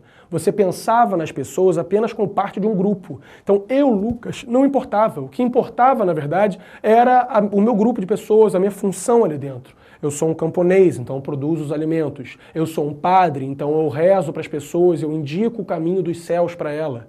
Eu sou um nobre, então eu garanto a paz fazendo a guerra. Eu garanto a segurança das pessoas ao protegê-las militarmente. A visão acabava sendo essa durante a Idade Média. E não importa se eu sou o Lucas, o Zé ou a Maria, como a gente tinha falado antes. O individualismo é algo muito típico desse momento. Por quê? Porque agora sim importa se eu sou o Lucas, porque eu, Lucas, sou especial. Como você, Zé, Maria, Cláudio, qualquer nome que você tenha, acaba sendo uma pessoa única, diferente, individual. Então o individualismo é a valorização dos indivíduos, das pessoas por conta própria, e não mais como apenas parte do grupo e insignificantes. Aquela visão que a gente tinha lá da Idade Média, de não saber se é um homem ou uma mulher num quadro, de pouco importa quem é aquela pessoa, acabou. O individualismo começa a mostrar exatamente essa pessoa aqui nesse quadro. É o Zé que está nesse quadro. Por que é o Zé que está nesse quadro? Porque o Zé é uma pessoa especial. Ele é uma pessoa diferente das outras e tem que ser valorizado como tal. Então o individualismo está aparecendo aqui, né? É a valorização de cada um dos homens. Não só valorizamos a humanidade, né, como a ideia do antropocentrismo, como valorizamos os indivíduos, cada um. Então o individualismo está lá presente, assim como o naturalismo, valorização da natureza, né, e das coisas naturais. Deus criou as coisas naturais e cabe a nós, seres humanos, com a nossa razão, entendermos essas coisas naturais. Então, por que um raio cai em determinado lugar? Porque Deus quis? Não. Vamos tentar entender por que o raio caiu em determinado lugar. É o desenvolvimento da ciência, é o desenvolvimento da razão. Tudo isso está acontecendo mais ou menos ao mesmo tempo. Então você vai valorizando a natureza criada por Deus também nesse momento. De novo, não é um momento de contestação religiosa, muito pelo contrário. Um momento de valorização religiosa. Você valoriza as obras de Deus e cabe a você, ser humano, interpretá-las. O naturalismo está lá presente, além disso, o hedonismo. Por experiência, eu sei que o hedonismo pode ser um dos pontos mais difíceis das pessoas entenderem. Por quê? O que é o hedonismo? Hedonismo é a valorização dos sentimentos humanos. Então, se você, ser humano, é especial, aquilo que você sente também é algo especial. Porque você começa a imaginar que as vacas, os cachorros e os outros animais não têm esses sentimentos, apenas nós temos. Então isso tem que ser valorizado. Agora, o principal sentimento valorizado pelo hedonismo é o prazer. O homem não deve se sentir culpado por sentir prazer, muito pelo contrário. O prazer é algo que foi dado a ele, a capacidade de sentir prazer. Então o homem tem sim que sentir esse prazer. É a visão que você tem na época. Vai muito contra a visão medieval que você tinha. Porque na visão medieval existia o que a gente chama de culpa cristã. Então se você sentir prazer, você está fazendo alguma coisa errada. Porque, afinal de contas, na visão medieval, Deus não queria que você sentisse prazer. Aqui as pessoas dizem, se Deus nos deu a capacidade de sentir prazer, então é porque Ele quer que nós sintamos prazer. A questão é essa, o homem tem que valorizar sim essa questão do prazer, os seus sentimentos como um todo, mas particularmente o prazer, é o grande símbolo aí do hedonismo, ok? A última característica é a ideia do otimismo, porque se pensa naturalmente, né? Se nós mudamos tanto nos últimos 50 anos, nos últimos 100 anos, nos últimos 150 anos, imagine aonde a gente vai estar quando estivermos no século XVIII, por exemplo. Se de 1300 para 1500 o ser humano mudou completamente e parou de se pensar como um ser absolutamente insignificante e começou a se imaginar como um ser maravilhoso, imagina onde a gente vai estar daqui a 200 anos. Então é um otimismo mesmo com relação ao futuro. O ser humano está melhorando, está progredindo e vai chegar lá num ponto em que ele vai ser quase igual a Deus. Então o objetivo aqui no humanismo, no Renascimento, é alcançar Deus. Vamos tentar alcançar o nosso Criador, ficarmos iguais a Deus. Precisamos desse empenho, né, nesse sentido. E o otimismo está aí presente. Na visão das pessoas na época, é uma questão de tempo. Chegaremos lá. Né? Agora eu vou te ensinar um macete sujo, tá? Eu aprendi no colégio, mas ele funciona. Eu sei, é horrível e tudo, mas você não vai esquecer. As principais características do humanismo e do Renascimento acabam sendo exatamente essas que a gente apontou aqui. Agora, quando você for lembrar delas, e aí o macete, lembre delas com carinho, né? Temos ali carinho, um macete que a gente acaba trabalhando, ok? Então, cientificismo, antropocentrismo, racionalismo, individualismo, naturalismo, hedonismo e otimismo. Carinho. São as principais características que você acaba tendo do humanismo e do Renascimento. Eles entram aí, então um macetão. Eu sei, você pode achar, nossa, que ridículo. Beleza, mas você não vai esquecer. Tenho certeza que você não vai esquecer e vai guardar isso para esse momento, para um momento importante lá da sua prova. Beleza? Vamos começar a ver alguns exemplos aí, então, para a gente entender, sair dessa teoria toda e tal que a gente está falando, e começar a ver na prática. Ah, então é isso que ele queria dizer quando ele falou do cientificismo. Vamos lá, alguns exemplos. Primeiro, um exemplo típico de arte aqui, né, renascentista. Isso aqui é o chamado Rapto da Proserpina, né? Então, uma obra, uma escultura, em que você acaba tendo lá, né? Por exemplo, muito claramente você percebe o antropocentrismo, os homens aqui sendo valorizados, eles são o foco, né, o destaque exatamente da escultura. Além aí, né, justamente do antropocentrismo, a visão do individualismo, são indivíduos específicos, não são pessoas aleatórias, qualquer um. Eles têm as feições típicas dos seus rostos, né, e tudo. A própria ideia do naturalismo também, você repara nos detalhes do corpo, né? Então o corpo com os músculos todos muito bem definidos ali, e a própria lógica do hedonismo também. Eles estão nus. Você jamais veria uma pintura ou uma escultura com alguma pessoa nua durante o período medieval. Isso é algo muito típico, muito específico desse período aqui que a gente está falando do Renascimento. Ok? Vamos lá em outros exemplos. Vamos começar a ver aí o cientificismo na prática. Começamos aqui com o tanque de guerra, é o desenvolvimento da ciência, né? Então, reza a lenda que os tanques de guerra foram criados por Alexandre o Grande, lá na Grécia Antiga, usando aí dos elefantes e tudo como tanques de guerra. Agora, o primeiro tanque de guerra, no modelo mais próximo que a gente tem, é esse aqui, criado aí por Leonardo da Vinci, né? Então, Leonardo da Vinci, uma das tartarugas ninja lá, vai acabar desenvolvendo esse primeiro tanque de guerra. Algo completamente fechado que anda, né, em qualquer direção e dispara em qualquer direção. Então seria um terror, na verdade, militar. O tanque dele não deu muito certo não, tá? Porque ele andava para frente, aí ficava meio torto para o lado, acabou não funcionando, nunca foi muito posto em prática. Ficou o projeto, isso aqui né, é uma elaboração atual do projeto né, do Leonardo da Vinci, que acabou não colando. E o outro exemplo dele, aí você tem também o helicóptero. Né? Então seria tipo uma bicicleta, você pedala, pedala, pedala, a hélice gira e iria te subir. Cara, o cara tá inventando o helicóptero no 1500, tá? O helicóptero é um negócio que só vai ser criado mesmo aí no 1900. Então no 1500 o cara já teve a ideia. Ele teve a ideia. Mas ele não tinha tecnologia para fazer isso e para isso funcionar de fato na época. Mas o nosso helicóptero atual é inspirado no modelo do mesmo cara, o Da Vinci. Da Vinci é o grande nome da ciência nesse momento daqui. Então elabora esses dois projetos, além de infinitos outros projetos. Tá?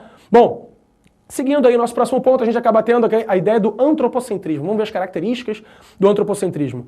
Aqui é o Davi, né, do Michelangelo. E aí você percebe a valorização do homem. É um homem qualquer? Não. É o Davi do Michelangelo. E você vai reparando várias coisas, como por exemplo o nível de detalhe que ele tem no corpo, né? Você percebe os músculos são muito bem definidos e tudo muito claro, né, de você perceber. Um ponto interessante é que, vamos lembrar lá atrás do que eu falei antes, a valorização da cultura greco-romana e tudo. Você pode confundir, é possível isso e não tem nada de errado com isso. Uma escultura renascentista com uma escultura da antiguidade, uma escultura grega, uma escultura romana. Por quê? Porque os renascentistas estão imitando o modelo grego e romano. Você não pode confundir uma escultura grega e romana ou uma escultura renascentista, de novo, como eu falei, elas são muito parecidas, com né, uma escultura, por exemplo, medieval. Medieval não tem nada a ver, é completamente diferente. Não se preocupe porque o Enem jamais vai te pedir para fazer uma comparação de uma escultura grega né, com uma escultura, no caso, renascentista. Ele sabe que elas são iguais. Isso ele não vai cobrar de você. Agora, a comparação de uma medieval com uma renascentista, isso sim ele pode cobrar de você. Se ele coloca a imagem do Davi, do Michelangelo, ele espera que você saiba mais ou menos quando isso foi feito. Então o Michelangelo, lá, outra das tartarugas ninja, acabou produzindo essa estátua que é considerado o modelo mais perfeito de uma escultura já feito na história da humanidade. Isso feito lá no século XVI, 1500. Absolutamente perfeito, totalmente bem desenhado. O Davi tem 16 metros de altura, uma estátua enorme, né? E com todas as formas do corpo absolutamente proporcionais, né? Então tá todo certinho ali o corpo e tal, não sei o quê. Perfeito, de novo. Aqui um outro exemplo, de novo, do Da Vinci, né? O grande símbolo da medicina que a gente tem, chamado o homem vitruviano. E aqui você mostra como é que o ser humano é perfeito até matematicamente. Lembra do cientificismo, né? Eles são preocupados com as ciências. Então repara, geometricamente você repara como é que o corpo humano é perfeito. Você tem as pernas sendo mais ou menos do mesmo tamanho, os braços mais ou menos do mesmo tamanho. Como eu falei, o símbolo da medicina, porque isso aqui é uma figura símbolo exatamente da anatomia, né? Então o formato do corpo humano. O corpo humano está inscrito ao mesmo tempo dentro de um quadrado, né, cara, e dentro de uma circunferência. Então o corpo humano ele é todo matematicamente perfeito. O seu braço direito é mais ou menos do mesmo tamanho do seu braço esquerdo. Por quê? É a matemática de Deus. Deus trabalha de maneira perfeita, então a obra dele é perfeita. Você é perfeito. É a visão que se tem aqui exatamente, ok? Seguindo, além do antropocentrismo, um outro exemplo aí do antropocentrismo, isso aqui é a criação de Adão, né? Aí a pintura do teto da Capela Sistina, lá no Vaticano, você acaba tendo aí a criação de Adão. Então, Deus criando o homem. Então você tem lá Deus tentando alcançar o homem. E o que é interessante são algumas sutilezas, né, que justamente o Michelangelo, o autor dessa pintura, vai acabar fazendo. Então repara, o cara é escultor e pintor ao mesmo tempo. Ele acaba fazendo um esforço, você repara, um esforço muito significativo de Deus para tentar alcançar o homem. E o homem tá ali meio deitadão, não ligando muito não e tal, não sei o que, tipo, tá, beleza, se der para encostar, encostou. Por quê? É esse desrespeito que muitas pessoas teriam com Deus, né? Então o homem não se esforça para alcançar Deus, enquanto Deus quer se aproximar do ser humano. Um ponto muito interessante, uma sutileza que você tem, né, exatamente nesse quadro, é que você percebe o cenário onde Deus está. Isso aqui se assemelha bastante a um cérebro humano, a forma, né, de um cérebro humano.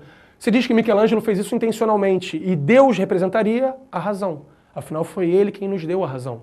Então, a forma máxima, na verdade, de você, ser humano, se sentir próximo a Deus é utilizando a sua razão, raciocinando, ao invés de você simplesmente acreditar que as coisas são de certa maneira porque Deus quis. Isso, na visão dos humanistas, dos renascentistas, seria ofensivo a Deus. O que Deus quer é que você use os dons que Ele te deu, que você raciocine. Por isso, Deus representado como um cérebro, Deus representado como a razão humana. Ok? Bom, seguindo aí, o próximo exemplo é o individualismo. Isso está muito presente na obra mais famosa, exatamente desse período, a Mona Lisa. Né? Repare, não é mulher ali.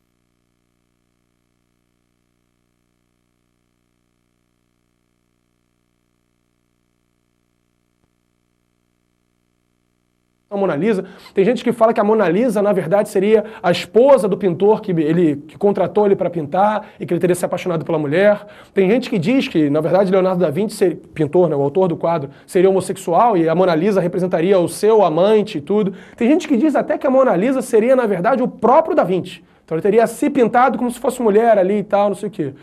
O que se sabe, cara, o ponto final é que sim, a Mona Lisa, ou a Gioconda, né, o nome original do quadro, na verdade, acaba representando o símbolo máximo desse individualismo porque é uma mulher específica. Você repara que é ela, você sabe que é uma pessoa em particular.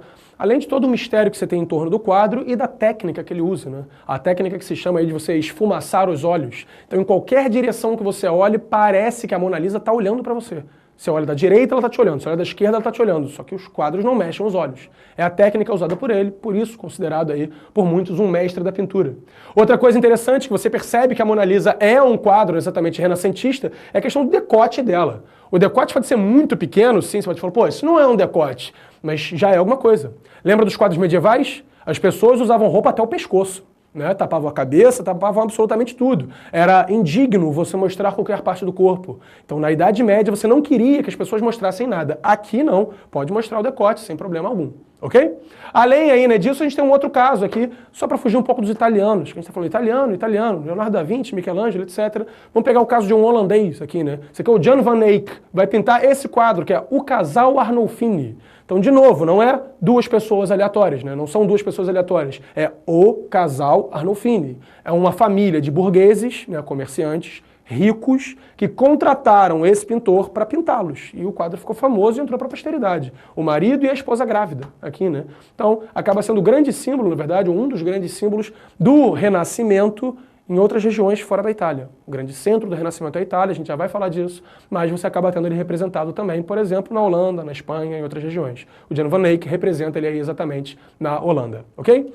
Seguindo aí, vamos ao naturalismo, né? Então a valorização da natureza. E quem faz, no caso aqui, os esquemas, exatamente os desenhos aí da anatomia e o desenvolvimento do corpo humano e tudo, é o mesmo de sempre, o Da Vinci. Então o Da Vinci é aquele cara que é menino prodígio, sabe? Na boa, não sei quanto a vocês, mas eu odeio criança prodígio. Que, pô, é ótima em tudo e faz qualquer coisa, é uma maravilha. Eu odeio criança prodígio porque você olha pra ela, olha pra você e pensa, pô, eu não fiz nada na minha vida, eu sou um vagabundo.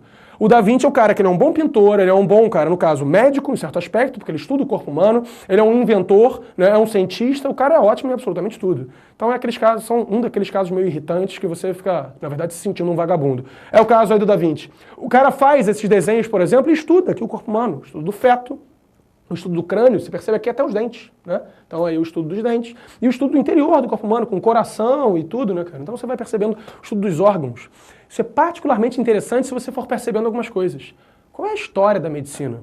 A medicina teve um desenvolvimento, né, surge oficialmente como ciência, lá na antiguidade, né, lá na Grécia, na verdade. Tanto é que quando você faz uma faculdade de medicina e se forma, você faz o juramento de Hipócrates. Hipócrates seria o pai da medicina, grego e tudo. Agora, depois da Grécia Antiga, a medicina não vai mudar muita coisa, não. E o tempo vai passando. Você chega ali em Roma, chega ali na Idade Média e não muda muita coisa. O que vai acontecer é que você vai demorar mais ou menos da Grécia Antiga até 1500 para ter um desenvolvimento significativo. E o desenvolvimento significativo aqui com o Renascimento se dá com o avanço da anatomia. Lembra lá do homem vitruviano, né? O cara lá com os bracinhos e tal, todo geometricamente perfeito, feito pelo Da Vinci, é um estudo de anatomia e esses desenhos todos aqui também. Então você tem, né, o avanço da anatomia e a medicina começa a se desenvolver um pouco. O que se pensava durante a Idade Média, quando uma pessoa estava doente, é porque na verdade ela tinha sido afetada por bruxaria e ela estaria possuída por maus espíritos. E esses espíritos ficariam alojados no sangue da pessoa. Então a solução para a sua doença, fosse qualquer que ela fosse, seria, né, fazer uma sangria. O que é uma sangria? Faz pequenos cortes nos pulsos, pequenos, tá, gente? Não é cortar totalmente e deixar o cara morrer. Mas você faz pequenos cortes nos pulsos, deixa aquele sangue ir embora, e no que aquele sangue ali todo vai embora e tudo, parte daquele sangue vai embora, a pessoa produziria um novo sangue e estaria curada. Qualquer doença que você tivesse era tratada com sangria. Então você tem peste, você trata com sangria. Gripe, sangria. Unha encravada, sangria. Caspa, sangria. Qualquer coisa. Era a visão que se tinha na época. Aqui não. Você começa a estudar um pouquinho mais. A medicina vai ter aí, no caso, um pouquinho de avanço. Pergunta aí, gente. Vamos lá? A galera manda um alô para todos que fazem parte do pré-ENEM, da Sociedade Educacional Nascimento, né? Ali, Complexo Educacional Agostiniano. Então, um alô aí para vocês também, gente. Muito obrigado por estarem participando, né? Então, é legal ver as pessoas tendo uma resposta aqui, né? Então, um alô para todo mundo aí que está assistindo, tá? Bom, então o naturalismo bem presente nisso aqui, né? O avanço da anatomia sendo um bom exemplo disso. Além disso, o hedonismo, que eu tinha falado que era um pouquinho mais complicado. Então, vamos entender aqui, cara, a partir exatamente dos quadros, né? Primeiro deles, você percebe aí que o negócio já está um pouco diferente. Tu nunca vai olhar um quadro desse e falar, isso é medieval, olha lá a religião, como é que está presente. Não tá, né? Então você vê que há religiosidade na época? Mas é aquele confronto, né? Eu tenho que ser religioso e aproveitar a vida ao mesmo tempo. É um negócio um pouco complicado. Então, essa época renascentista é muito caracterizada por isso. Eu tenho que ser religioso, mas eu tenho que aproveitar o que Deus me deu. E Deus me deu a capacidade de sentir prazer. E aí você vê lá as pessoas peladas e tudo, misturadas com os anjos, aí os beijos e tudo, coisas que você jamais veria, né, num quadro, né, como eu falei, medieval. A começar porque você não veria pessoas no primeiro plano. Em segundo lugar, por conta exatamente dessa própria ideia aí, né? Justamente da valorização do prazer. Isso é um exemplo, aqui um outro exemplo aí, né? Que você teria também pessoas peladas e tudo ali numa festa e tal, não sei o quê.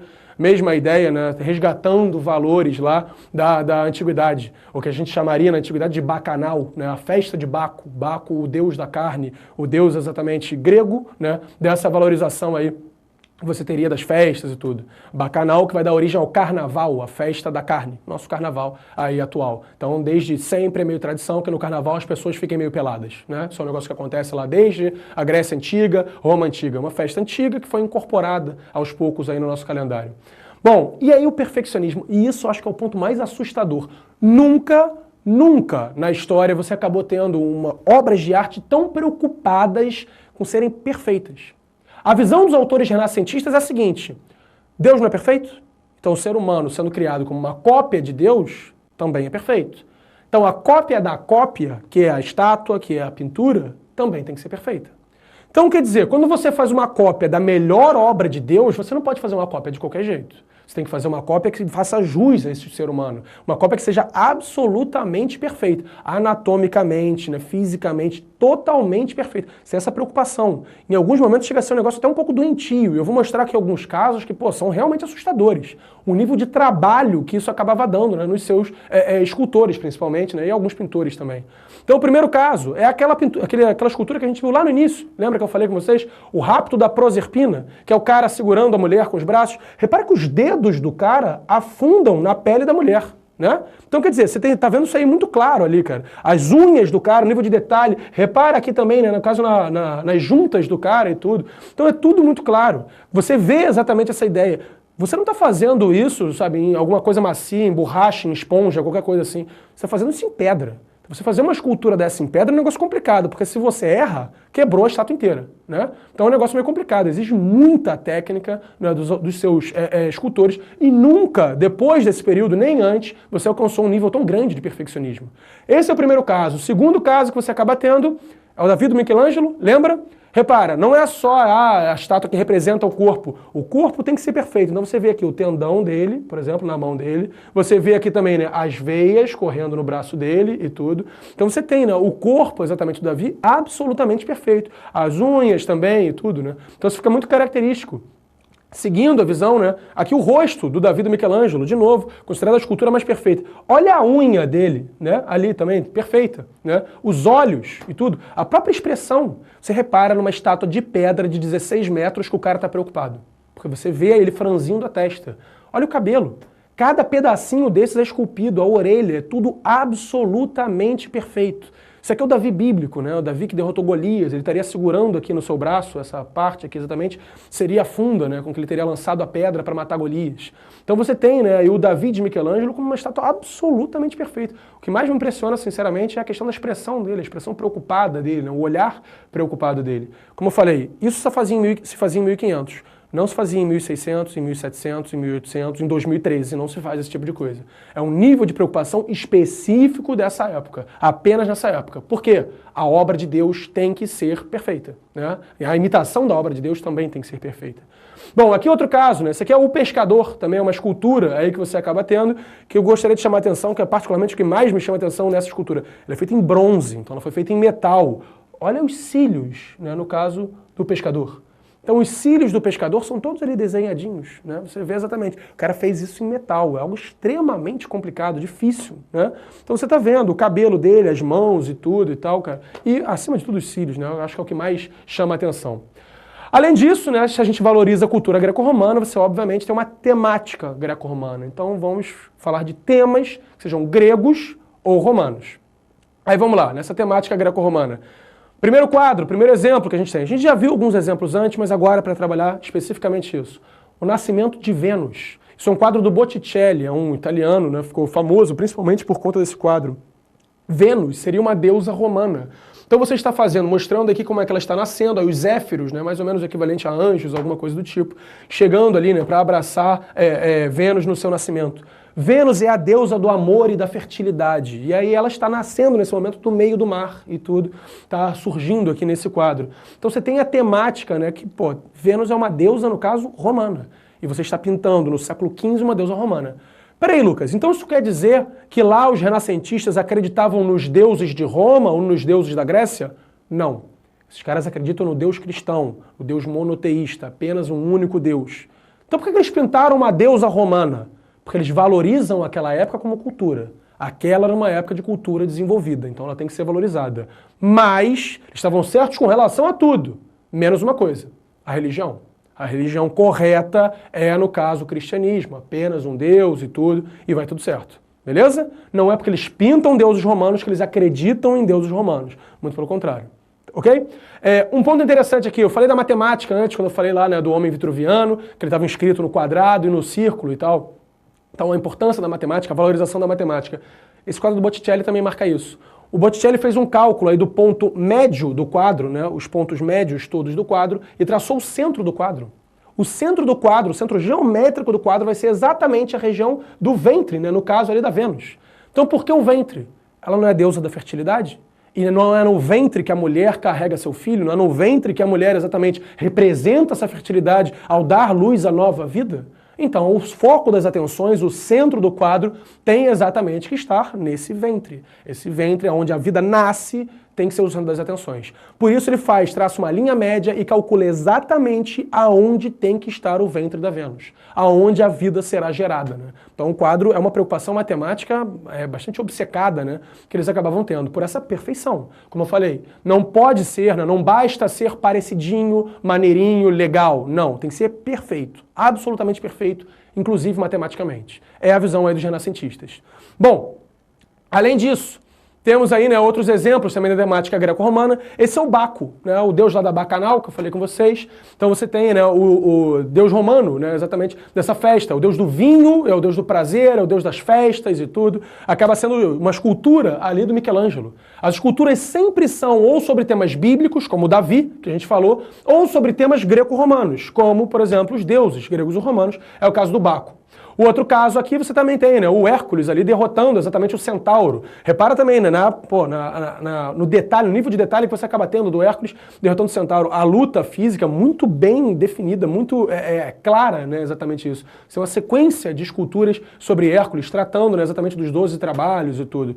Mitologia, né? Então você tem a mitologia grega muito presente com isso. E, de novo, com todas as características, o nível de perfeição, a preocupação com os músculos, né, o foco exatamente nos homens e tudo. Ok? Bom, seguindo isso, vamos lá agora falar, né, de um dos nossos últimos pontos. O fato da origem desse pensamento todo, desse pensamento renascentista, estar na Península Itálica. O que seria a Península Itálica, Lucas? A Península Itálica é a Itália. Só que a Itália como país não existia na época. Aí, assim, você pode falar, pô, professor, não posso chamar de Itália? Pode, você pode chamar sem problema nenhum. Mas eu sou historiador, sou meio chato com isso, a gente acaba aprendendo a ficar meio chato com isso, da ideia de que a Itália como um país, como a gente conhece a Itália hoje em dia, não existia. Por quê? Você tinha a região onde fica a Itália, mas eram vários estados, vários governos, vários países independentes ali dentro.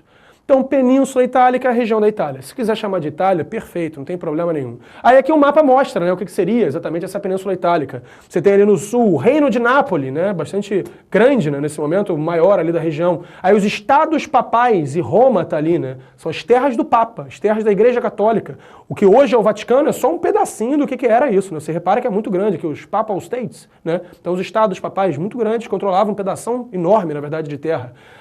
Aí a República de Florença, a República de Siena e ali, né, várias pequenas regiõezinhas, as repúblicas de Gênova aqui e de Veneza, né, são duas das mais importantes, os maiores centros comerciais que você tinha, né, no caso, na Europa nessa época. Então a Itália era toda dividida, cada regiãozinha mandava na sua própria terra. Né? E ele fala aqui em cima, né, ainda as outras menores, República de Lucca, Marquisato de Mantua, né, no caso.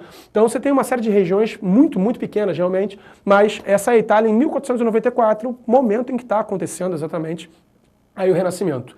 Agora, por que a Itália? Por que aconteceu na Itália? Os principais nomes são italianos e não são espanhóis, portugueses, ingleses, qualquer coisa. Aí a gente tem alguns motivos para isso. A origem da Península Itálica se dá por alguns motivos. Primeiro, é a antiga sede do Império Romano. Eu acho que você vai concordar comigo que é muito mais fácil você valorizar a cultura grega e romana se você estiver na Grécia ou em Roma. Por quê? Porque na Grécia ou em Roma você tem acesso às obras de arte gregas e romanas. Se você quiser valorizar a cultura greco-romana aqui no Brasil, hoje você pode, porque você tem internet. Mas se você não tivesse, né, um acesso com jornais, internet, qualquer coisa do tipo, seria muito mais difícil. Você não conheceria. Então como copiar algo que você não conhece direito? Né? No caso deles, não. Em Roma você está andando na rua e você olha para um lado e vê um aqueduto, olha para o outro e vê o Coliseu. Então você conhece exatamente como eles se expressavam artisticamente. E se você acha que aquela época é a época de ouro exatamente da história, você vai acabar tendo, né, uma facilidade maior para isso. Uma coisa que eu quero chamar a sua atenção, repara no próprio nome, Renascimento. Qual é a visão de renascimento? Nasceu na Idade Antiga, morreu na Idade Média e nasceu de novo agora com eles. Então esse desprezo absoluto pela cultura medieval e uma supervalorização do nascimento, da cultura antiga, da cultura grega e romana. Ok? Bom, então o primeiro ponto é esse, a antiga sede do Império Romano, é mais fácil você valorizar as coisas, né, na região exatamente da Itália. Segundo ponto, né, que são grandes centros comerciais, principalmente aqueles dois que eu tinha marcado ali com vocês, Gênova e Veneza. Gênova e Veneza são as duas regiões, os dois principais portos comerciais do mundo nesse momento.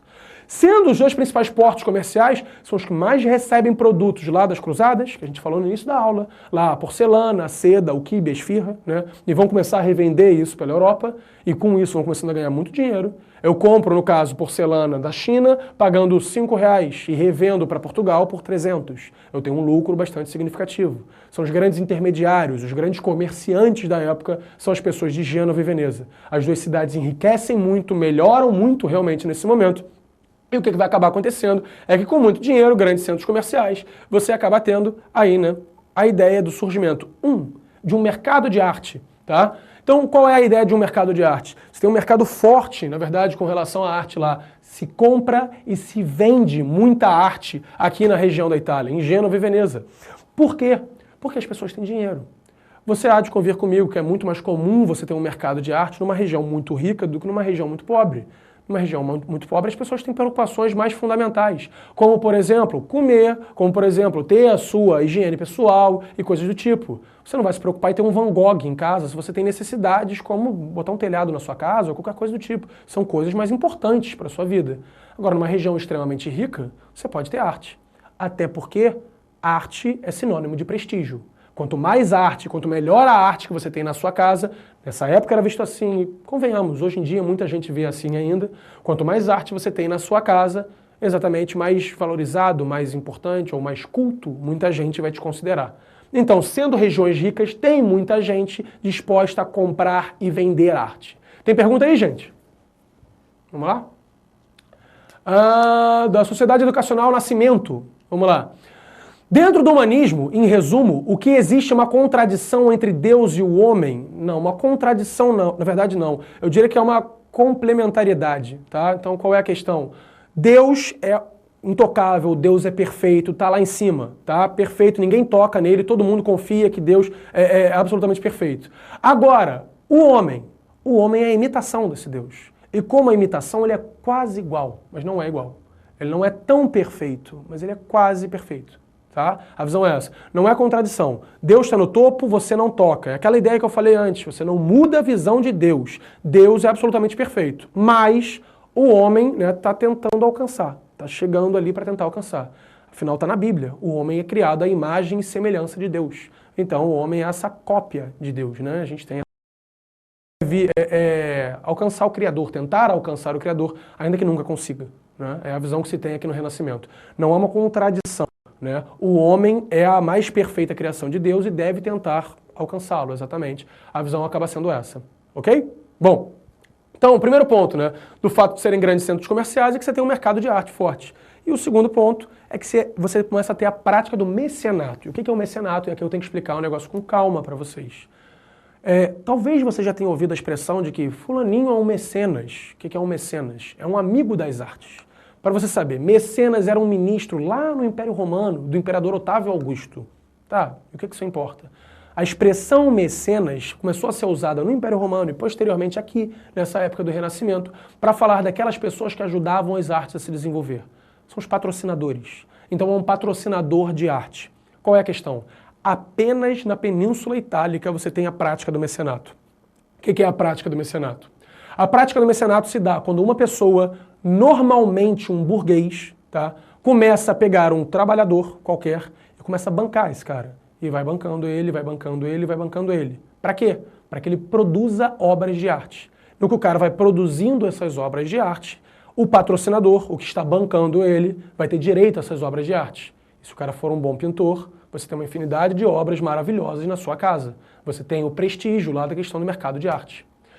É a mesma coisa que você está comprando, mais ou menos, de uma jovem promessa, de um talento que ainda não foi descoberto. Vai sair muito mais barato do que você comprar já de um Michelangelo ou de um Da Vinci da vida. Todos os principais nomes, né, do Renascimento acabaram passando, né, a grande maioria, na verdade, todos é um exagero, mas a grande maioria acabaram passando por um mecenato. Alguém que pagasse suas contas, alguém que sustentasse essa pessoa para que ela pudesse passar a vida inteira apenas se dedicando às artes. Vou te dar um exemplo. Digamos que você é filho de um padeiro e você fez algum desenho ali que o pessoal gostou muito, achou muito interessante, lá em Portugal. As pessoas vão olhar esse seu desenho e falar, nossa, que bonito, que legal, você tem um talento natural para isso. E ficou por isso. E você continua trabalhando com seu pai, e você vai virar padeiro no lugar do seu pai, e você vai morrer como padeiro. Agora, digamos que você, ao invés de viver em Portugal, com a mesma história, você vive em Veneza. E aí as pessoas vão olhar o seu desenho e vão falar, nossa, que desenho legal, você tem um talento, você deveria investir nisso. O que acontece é que nisso que você deveria investir nisso, você começa a ter alguém que olha e fala, eu acredito em você. Eu acho que você é um diamante bruto. E sendo um diamante bruto, eu posso bancá-lo. Eu começo a te sustentar. No que eu começar a te sustentar, você vai pintando. E vai aprendendo. Eu vou pagar cursos para você. E você vai melhorando, e vai melhorando, e vai melhorando. E tudo aquilo que você pintar será meu. E depois eu faço o que eu quiser. Eu posso revender e ganhar fortuna com isso. Ou eu posso manter para mim e me tornar uma pessoa importante, reconhecida, porque tenho muitas obras de arte em casa, etc. Então o mecenato é essa prática do patrocínio de obras de arte por parte de pessoas com mais dinheiro. Pessoas com mais dinheiro, então, Lucas, são apenas os burgueses? Apenas os comerciantes? Não. Em muitos casos são os burgueses buscando um certo reconhecimento, um prestígio na sociedade. O comércio era muito mal visto, então muita gente olhava para o comerciante e falava, esse é um comerciante. Um comerciante é uma pessoa que não tem valor algum na nossa sociedade. Os importantes são os nobres, né? A visão era essa. Então o comerciante, ao ter obras de arte, melhorava um pouco o seu quadro. Ele é só um comerciante, mas é um amigo das artes, é uma pessoa culta, é uma pessoa valorizada. Ok. Agora, os burgueses faziam isso em peso, mas os nobres também faziam. Eu quero me mostrar como um nobre mais importante ou mais culto do que o meu nobre vizinho. Então, o meu nobre vizinho não tem nenhum quadro na casa dele. Olha, uma pessoa que não liga a mínima para as artes, é um bárbaro, um inculto. Eu tenho uma infinidade de obras em casa. Então você tem essa valorização, a ideia do prestígio dessa pessoa. A própria igreja faz esse tipo de coisa também. Então tem muitas obras de arte que vão ficar dentro da igreja. Um exemplo que a gente tem é a imagem da Pietà, por exemplo, do Michelangelo, está dentro do Vaticano. Então é a imagem de Maria segurando o corpo de Cristo, né, e tudo, também perfeita nos moldes das estátuas do Michelangelo. A gente viu aqui o Davi e tudo, e está lá dentro da igreja. Então a igreja patrocina também as obras de arte, ok? Bom, então o mecenato é essa prática do patrocínio. São as duas questões. Por que a Itália? Porque, é mais fácil você fazer num lugar em que você tem, né, no caso, o exemplo do seu lado, do que seria o Império Romano, do que os romanos, do que seria a arte romana. E 2, porque sendo regiões ricas, grandes centros comerciais, você vai acabar tendo tanto a ideia de um mercado de arte desenvolvido, quanto a prática do mecenato. São práticas comuns que vão se desenvolver nessas áreas. Então aconteceu, no caso, aí o Renascimento em outras regiões? Aconteceu. Aconteceu na Holanda, aconteceu na Espanha, aconteceu em outras regiões. Mas não com a mesma força que aconteceu, né, exatamente ali na Itália, tá? Bom, agora a gente volta lá pro caso das Tartarugas Ninja. Essa é a única aula, tá, do ano que você pode parar nesse momento e falar, Lucas, eu não entendi absolutamente nada. Você começou a falar aí há 1h30 atrás e, pô, de lá pra cá eu não entendi absolutamente nada. Não tenho a menor ideia do assunto que você está falando. Dá pra você explicar de novo? Dá, eu consigo te explicar isso em 2 minutos. Por quê? A partir das Tartarugas Ninja. Então, o desenho das Tartarugas Ninjas, acredito que a maioria das pessoas conheça, né? Eu cresci vendo esse desenho, ele foi reatualizado e passa aí até hoje, né? Qual é a ideia? Os nomes das Tartarugas Ninja, antes dos nomes, eu posso te falar que o desenho das Tartarugas Ninja foi todo baseado na ideia, exatamente, né, que você tinha aí do humanismo do Renascimento. Você pode estar pensando agora, pô, o que esse professor fumou? Que droga que ele está usando? Não usei nada. A parada é a seguinte, eu escutei uma entrevista exatamente com o criador das Tartarugas Ninja. E, cara, o cara falou que foi de propósito. Então vamos entender aos poucos. O nome das tartarugas, Leonardo, Michelangelo, Rafael e Donatello. Você pode pensar, pô, coincidência. São os 4 nomes dos principais artistas do Renascimento. Mas é só coincidência. Claro que é coincidência. Todo mundo se chama Donatello aí pelas ruas, né? Sabemos que não. Então, primeiro ponto, não é uma coincidência por conta disso. Segundo ponto que você pode ver, você faz associação, por exemplo, do inimigo deles. Não sei se tu lembra, né? O inimigo deles era o Destruidor, um cara grandão lá, de capa roxa, com uma armadura e tal, não sei o que, fortão. Então, repara, o inimigo das tartarugas, as tartarugas que têm o nome dos renascentistas, é um cara que usa uma armadura. As pessoas usam armadura normalmente, no dia a dia, pelas ruas? Não, né? A armadura é um negócio muito específico de determinada época, medieval. Então, o inimigo dos renascentistas é o medieval. Então, é a contestação à cultura medieval. Está presente aí também. Quer ver outro exemplo? No final do desenho, eles sempre terminavam comemorando e tal, não sei o quê, e eles eram viciados de um alimento, pizza, que não por acaso é um alimento típico da Península Itálica, da região da Itália. Então, eles comemoram com pizza, as suas vitórias e tudo. Por que eles comemoram com pizza? Porque, no caso, como a gente falou, né, tartarugas gostam de pizza? Não, mas a ideia é de que você tem ali, né, exatamente, o centro na Península Itálica. Então, faz associação. Outro exemplo que você pode estar pensando aí, né, que a gente pode pegar agora nesse momento. A ideia, por exemplo, da amiga deles. Não sei se vocês lembram disso, mas eles tinham uma amiga, uma jornalista, que acabava difundindo aí as ideias deles e tal, que ia espalhar e defender, né, no caso, o que eles faziam, que era a April, né? A amiga deles era uma jornalista. Se ela era uma jornalista, ela era uma representante da imprensa. Então, repara, o Renascimento sendo difundido pela imprensa. Os livros lá, né, que são carimbados, que a gente falou no início da aula, e que estão levando as ideias do humanismo e do Renascimento adiante. Então a imprensa cumpre o seu papel em divulgar essas ideias. Tá aí de novo também, né, a questão das tartarugas ninja. Ok? Então a gente tem alguns exemplos aí, se você pegar tem uma infinidade, o desenho é todo baseado nisso. É uma pena isso, né? Porque o desenho tá parando de passar, tá meio que sumindo. Então, tipo, daqui a 10 anos ninguém vai entender absolutamente nada disso. Mas é um macetão. Então, assim, cara, tu não tem a menor ideia de alguma coisa com relação ao humanismo, ao renascimento. Caiu uma pergunta, você não sabe responder. Quer chutar alguma coisa, cara? Sei lá, meu irmão. Chuta alguma coisa de Tartarugas Ninja. Tipo, Mestre Splinter, né? O rato lá que é o chefe deles. Beleza? Tem pergunta aí, gente? Vamos lá? Avante Engenharia e Consultoria. Vamos lá. Professor, boa tarde. Gentileza enviar um abraço de boas-vindas à aluna Isabel da Unidade Centro-Sul de BH. Obrigado, Luciana. Ok, Luciana, um abraço aí para a Isabel, né, a aluna da Centro-Sul de BH. Tá? Bem-vinda aí, né, na nossa aula inaugural. Estamos começando aqui o nosso curso pré-ENEM, a nossa primeira aula, começando aí com essa aula de História. Ok? Bem-vinda aí, Isabel, também. Um grande abraço para você. Bom, então Tartarugas Ninja, nosso macetão aí, né? Já tivemos alguns macetes na aula de hoje, o carinho e agora essa ideia das Tartarugas Ninja. E a gente acaba fechando o conteúdo a partir daqui. Eu queria trabalhar com vocês só para a gente exercitar agora uma questão, modelo Enem exatamente, sobre, né, o assunto que a gente está trabalhando, Renascimento e o mesmo modelo da habilidade 1. Então vamos lá, questão. Aí tem um textinho ali. Acompanhando a intenção da burguesia renascentista. Lembra, burguesia igual a comerciantes. São os comerciantes da época do Renascimento. Acompanhando a intenção da burguesia renascentista de ampliar seu domínio sobre a natureza e sobre o espaço geográfico, através da pesquisa científica e da invenção tecnológica, os cientistas também iriam se atirar nessa aventura, tentando conquistar a forma, o movimento, o espaço, a luz, a cor e mesmo a expressão e o sentimento. Então é aquela, assim como os artistas, né, você vai acabar tendo no caso ali, cara, com o avanço das pesquisas científicas e da invenção tecnológica, os cientistas também tentando esse tipo de coisa. O texto apresenta um espírito de época que afetou também a produção artística, marcado pela constante relação entre... Aí vamos lá, letra A, fé e misticismo, B, ciência e arte, C, cultura e comércio, D, política e economia, ou E, astronomia e religião. 2 minutinhos para vocês fazerem a questão, gente, a gente já resolve. Então leiam o texto com calma, façam a questão aí numa boa.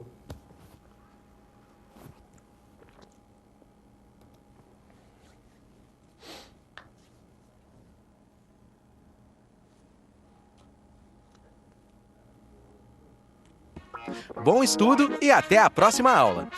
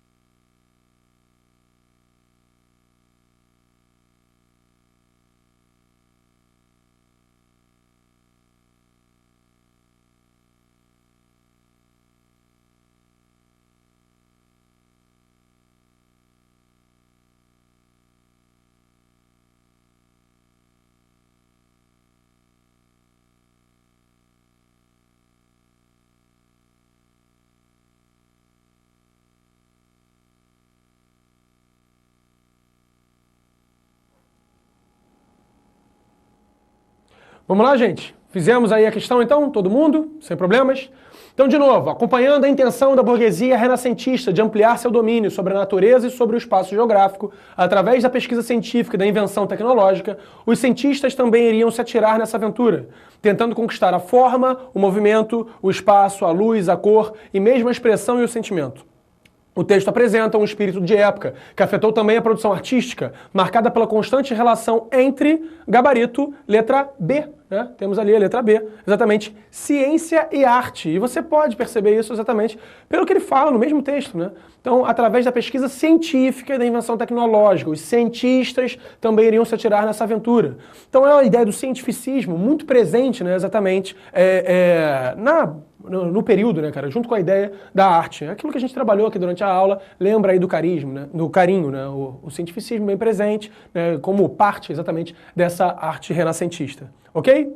Eu sou o Lucas Cabral, professor de História aqui do Rio de Janeiro. Espero que tenham curtido, tenham aproveitado aí exatamente a nossa aula inaugural, nossa primeira aula. Nos veremos outras vezes aqui exatamente no curso pré-ENEM. E tenham aí um bom curso, espero que todos consigam passar. Ok? Muito obrigado, um prazer e até a próxima. Tchau, tchau.